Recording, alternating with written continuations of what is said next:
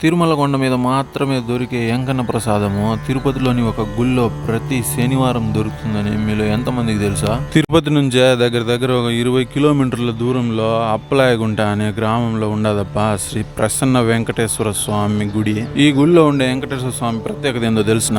స్వామి వారి చేతులు అభయహస్తం గుర్తులో ఉంటాయన్నమాట. అంటే అందరినీ ఆశీర్వదిస్తున్న గుర్తులో ఉంటది. అందుకనే ఈ స్వామికి ప్రసన్న వెంకటేశ్వర స్వామి అనేసి పేరు. మిగతా రోజుల గురించి తెలియదు కానీ శనివారం పూట అయితే చాలా మంది భక్తులే వస్తారు స్వామివారిని చూసుకుని పోయేదానికి. అందుకే మేము కూడా శనివారమే వచ్చిండాము. దర్శనం అయితే చాలా బాగా జరిగిందప్ప.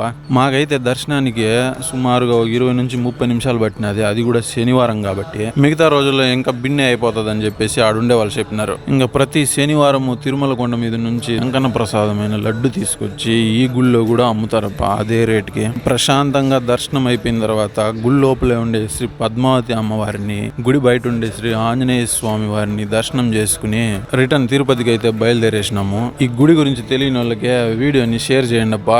అట్నే పోతా ఐడిని ఫాలో కొట్టేసినారంటే చాలా హ్యాపీగా ఫీల్ అవుతా.